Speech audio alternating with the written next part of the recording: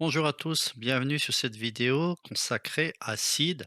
C'est une vidéo que je veux volontairement courte. Je vais me focaliser sur l'installation du logiciel Seed et les premiers pas avec Seed. Alors Seed, c'est un gestionnaire de parties d'échecs, une base de données de parties d'échecs, un peu comme le fait ChessBase.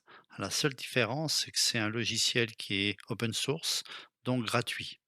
Alors bien entendu, il n'offre pas les mêmes fonctionnalités que ChessBase, qui est vraiment la référence. Par contre, pour tout joueur d'échecs amateur, à mon avis, cela semble parfaitement suffire. En tous les cas, moi, ça me suffit. Après, c'est une question de préférence personnelle.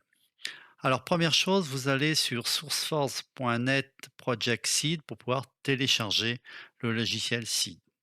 Alors, je vais faire des vidéos sur Seed. Sachez qu'il existe d'autres vidéos déjà qui ont été réalisées, en particulier par JPG Chess sur YouTube. Vous pouvez aller voir son site. Il a fait des vidéos très intéressantes sur Seed. Alors, elles sont un peu anciennes, 3 ans. Il y en a une qui est d'un peu moins d'un an. Mais vous savez que dans le monde de l'informatique, 3 ans, c'est la préhistoire. Cela dit, toutes les vidéos qu'il a créées sont encore valides parce que Seed a très peu évolué ces dernières années, même s'il y a une version qui est sortie en 2023 et nous sommes aujourd'hui donc en mai 2024, un an après.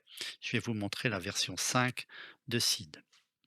Pour les plus anglophones d'entre vous, vous pourrez aller sur chessengeria.eu.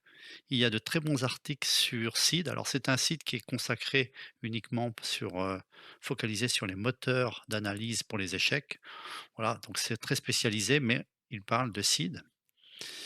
Et puis on ira voir Kaisabase qui est une base de données de référence pour Seed. Donc première chose, vous allez sur sourceforge.net Project Seed et vous allez dans la partie File.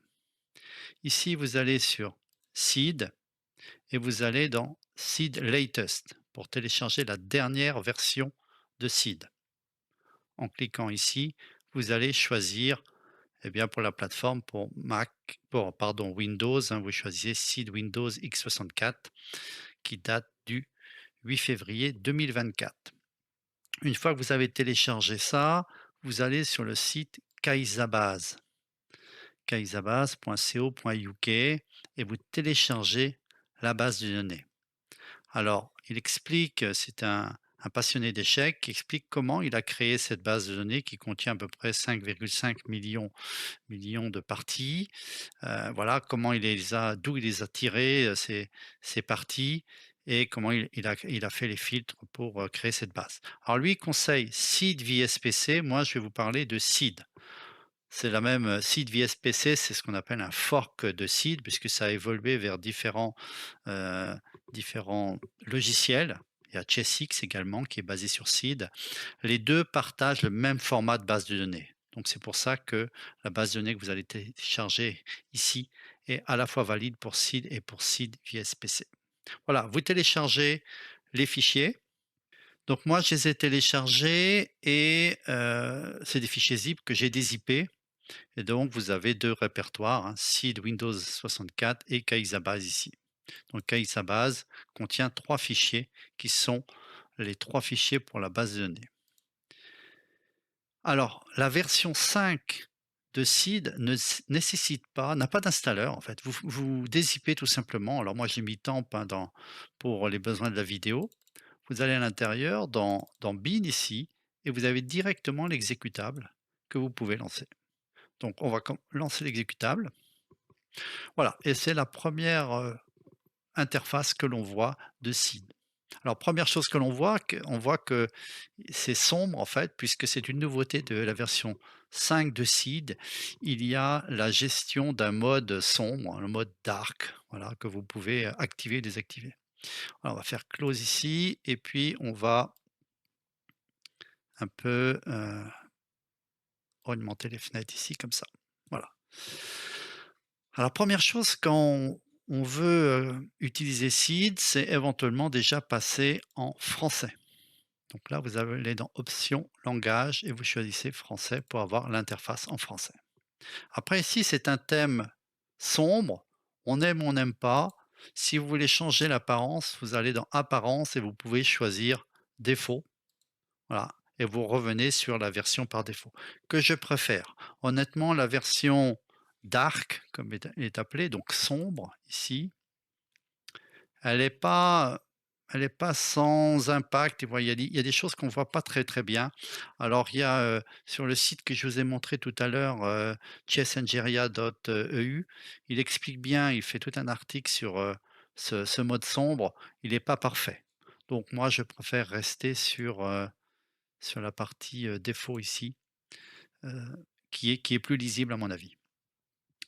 Première chose qu'il faut faire lorsqu'on utilise Seed, eh bien, c'est ouvrir une base de données. Et donc pour ça, vous allez dans Fichier, Ouvrir et vous allez choisir la base de données temp que vous venez de télécharger. Vous choisissez ici le format, SI4 qui est le format de la base de données qui est fourni. Vous faites Ouvrir et ça s'affiche ici avec au-dessus le fichier PGN et ici l'échiquier. Alors, seule chose que je vais expliquer aujourd'hui, c'est comment on organise les fenêtres. Imaginons que vous vouliez tout fermer, donc là vous pouvez cliquer droit ici, vous faites fermer. Voilà, au minimum vous aurez ça, d'accord? Vous ne pouvez pas fermer l'échiquier.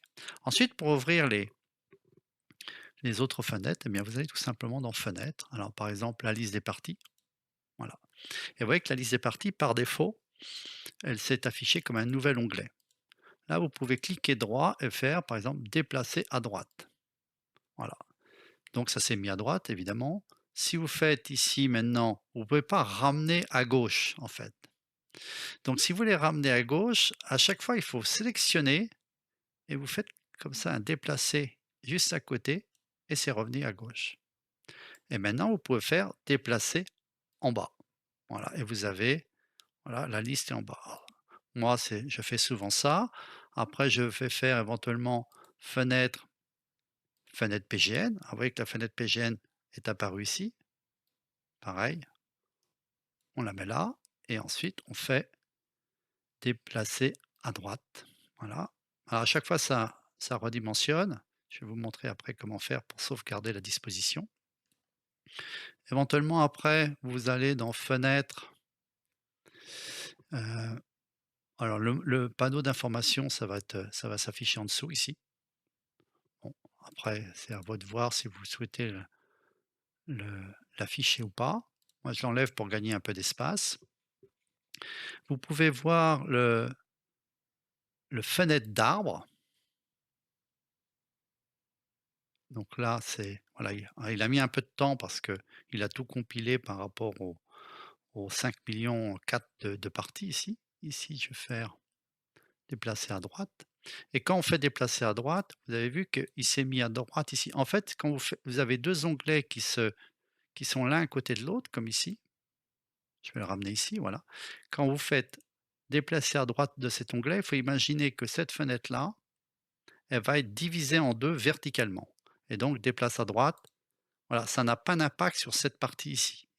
Vous voyez? Il ne vient pas mordre ici puisque vraiment il déplace, il découpe en fait la partie initiale. Alors une fois que vous avez choisi et mis vos fenêtres comme vous le souhaitez, vous pouvez faire Outils, alors dans Options et vous enregistrez la disposition. Là, vous faites par exemple enregistrer 2.